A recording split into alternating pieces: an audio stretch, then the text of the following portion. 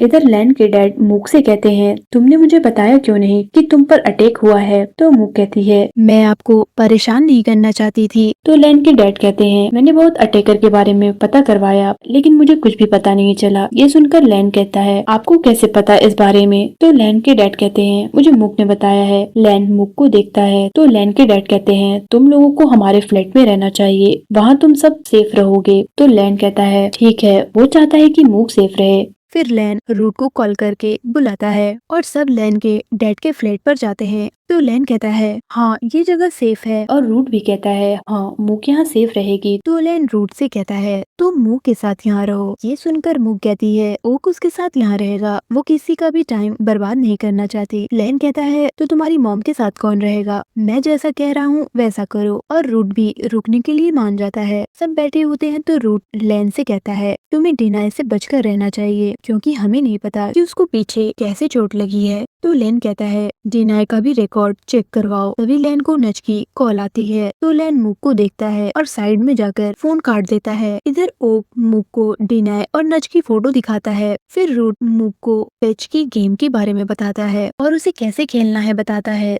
तभी पीछे से लैन आता है और दोनों को साथ में देखता है। तभी नच की कॉल आने लगती है और फोन की आवाज सुनकर मूक और रूट पीछे देखते हैं। लैन कॉल उठाता है तो नच उसे अपने घर बुलाती है। तो लैन कहता है, ठीक है, वो आ रहा है और रूट से मूक का ख्याल रखने को कहता है और वहाँ से चला जाता है। मूक भी अपने कमरे में चली जाती है। तो रूट बाहर आकर लैन से कहता है, तुम मूक को अकेले मेरे साथ छोड़कर कैसे जा सकते हो। तो लैन कहता है, मैं तुम्हें मौका दे रहा हूँ। रूट लैन से पूछता है, तुम मूक से प्यार नहीं करते। और पीछे से मूक सब सुन रही होती है। तो लैन कहता है, नहीं, वो मूक से प्यार नहीं करता और वहाँ से चला जाता है। रात में मूक लैन के बारे में सोचती है और इधर रूट भी मूक के बारे में सोचता है कि अचानक उसे पेच की याद आने लगती है और वो पेच को सोचकर स्माइल करता है। इधर लैन नच के घर होता है और नच आकर उसके पास बैठती है। तो लैन कहता है उसे घर जाना है और जाने लगता है। तो नच के पेट में दर्द होने लगता है तो लैन को उसके पास रुकना पड़ता है। सुबह लैन सोया होता है तो नच आकर उसे उठाती है। तो लैन को नच की जगह मूक नजर आती है और लैन नच को